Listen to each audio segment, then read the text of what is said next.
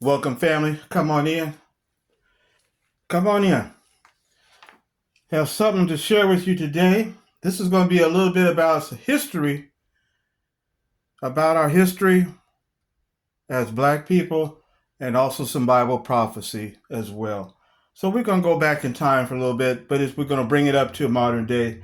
And I want you to stay with me through this whole video if you can, friends, because later on, about halfway into this video, I want to uh, share with you an interview that I watched on the Piers Morgan show, interview that he had with that is very, very, very deep, and I really wanted to share it with you.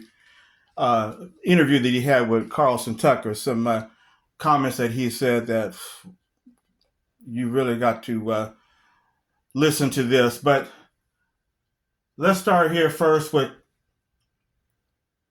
Dr. Frances Cress Welsing. She was a psychiatrist, born in 1935 in Chicago. She received her Bachelor of Science in 1957, Bachelor of Science degree, and then she got her medical degree in 1962 with Howard University. And she started her practice in the 1960s in the Washington, D.C. area. Her focus and specialty was on helping the Black community, especially in the area of their mental wellness from the effects of racism and the post-traumatic stress. Now, in 1969, Frances Cress Welsing introduced a controversial scientific theory on the root cause of racism among the majority population in the United States. But not only in America, but worldwide, wherever the United States was a dominant influence in its allied countries. Dr. Welsing's theory was this: the main reason why racism was so dominant in America was because it was based upon a concept called white supremacy among Caucasians.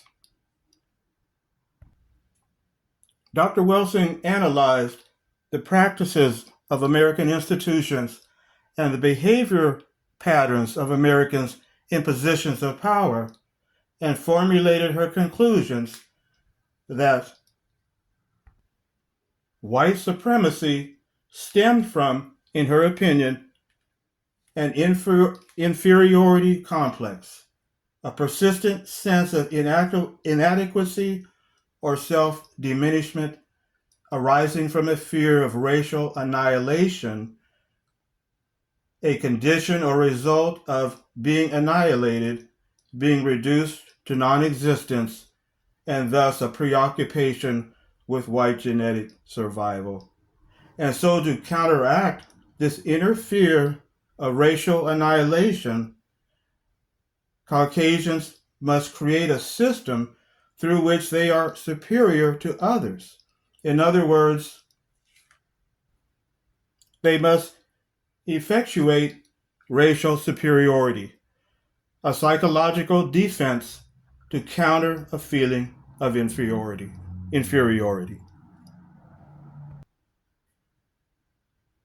Do we see this? Have we seen this behavior if we look back at history?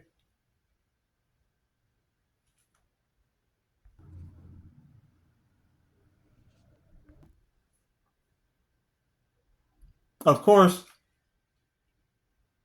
every race is not perfect, and privilege or superiority can happen in any country where a majority race abuses their collective power.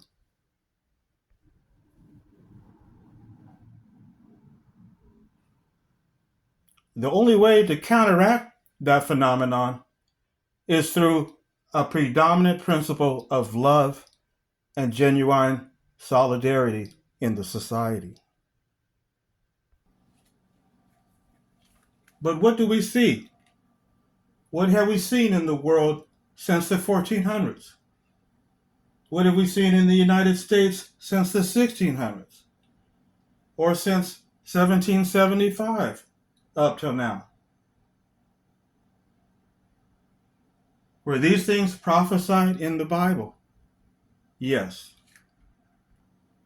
Notice in Revelation or the Apocalypse, chapter 17, verses 3, 9, and 10. And he conducted me in spirit into a desert, and I saw a woman sitting on a scarlet beast, full of blasphemous names, having 7 heads and 10 horns. Here is that mind which has wisdom. The 7 heads are 7 mountains on which the woman sits. And the kings are 7. The 5 are fallen, the one is, the other is not yet come, and when he may have come, he must remain a little while. So we notice here that the 7 heads on this wild beast are 7 mountains and 7 kings, which refer to 7 empires, 7 world powers that would persecute YAH's people, just as it says there in verse 6, taken from the Amplified Bible. It says in verse 6, I also saw that the woman was drunk with the blood of the saints, God's people, and the blood of the martyrs who witnessed for Yeshua, or Jesus. Well, who are these 7 world empires or 7 world powers in Bible prophecy that persecuted Yah's people throughout history? Who are they? The first one was Egypt. The second was Assyria. The third was Babylon. The fourth was Medo-Persia, the Medes and the Persians. And the fifth was Greece. Now we recall from the scripture in Revelation, it said that 5 of the kings had fallen at the time the Revelation was written. And then it was said that 1 is. So Egypt, Assyria, Babylon, Medo-Persia, and Greece had already fallen. Who is the one that was in the time that the Revelation was written? Well, that was Rome, the Roman Empire. But then the scripture said that the other had not yet arrived yet, but when it did come, it would only remain a short while. Who was that? It would be the UK and the United States, or the Anglo-American world power. We know they became a world power partnership during World War I, which began in 1914. So this was the 7th and last world power that was mentioned in the Revelation prophecy. And it said when the 7th king came, it would only last a little while. Let's break that down. And also, too, we know in the book later on in the book of Revelation, in the book of Daniel, it also said in Daniel, there would be the prophecy of the king of the north and the king of the south. The king of the south, meaning the Anglo-American world power, and the king of the north being Russia. But again, we know that in World War I, that partnership developed between the UK or Britain and the United States. And we know they became a powerful world power, engaging in biological warfare and germ warfare on a scale that had never been seen before. That's why they call it World War I. Or at the time, it was called the Great War. But we know something else was going on in the United States at that time as well, and that was racial superiority, white supremacy. They weaponized it, and they became the seventh world power of Bible prophecy, and they carried that white supremacy around the whole world. In fact, what movie came out the next year, 1915, to prove that point of Bible prophecy? Yes, this movie right here, The Birth of a Nation. And they were espousing their racial ideology for the whole world to see. It was unmasked for the whole world to see. And they even showed this film in the White House under President Woodrow Wilson. So that showed what type of world power would be in the last days that would be dealing with the Most High's YAH's people. Now I want to share with you some quotations that I've heard on a couple of different channels. I told you about the Piers Morgan show. I'm going to show that to you in a minute, or not show it to you, but I'm going to read it to you. But this is another show that I watched. I happened to notice, and it was talking about, this episode came out during the time of the shooting of Charlie Kirk. And the person who runs this show, I'm not going to say their name, but this is the quote that he gave. And of course, they were espousing a lot of radical ideology on this particular channel. So I don't want to give the name out. We don't need to go into that, but you've seen them. They're all over YouTube ever since this shooting. But the host of the show made this interesting point in relation to what we have been talking about thus far in this video. He said, quote, "America isn't America anymore. Americans are a minority. America, and so therefore, is it not by definition no longer America?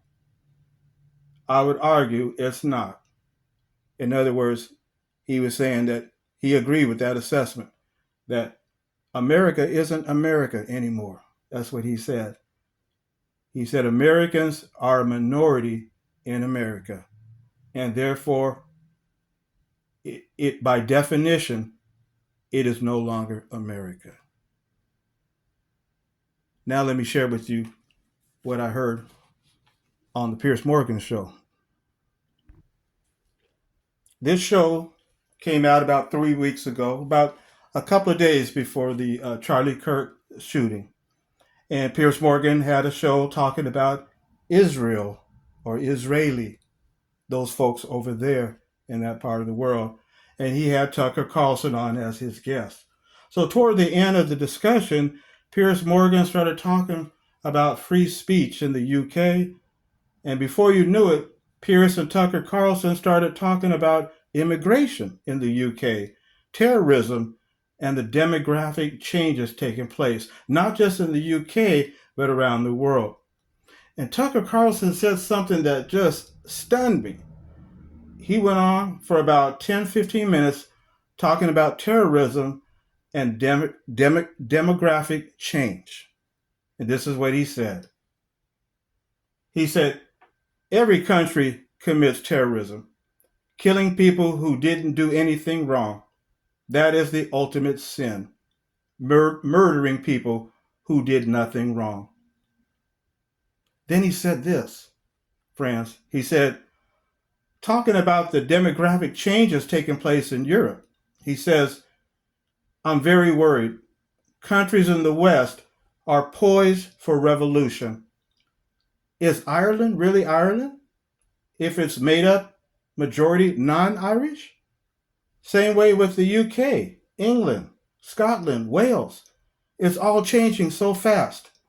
Nothing like this has ever happened in all of history, except for when the Mongols swept across. That was demographic change, but even that wasn't as profound as what we're seeing at every white country around the world.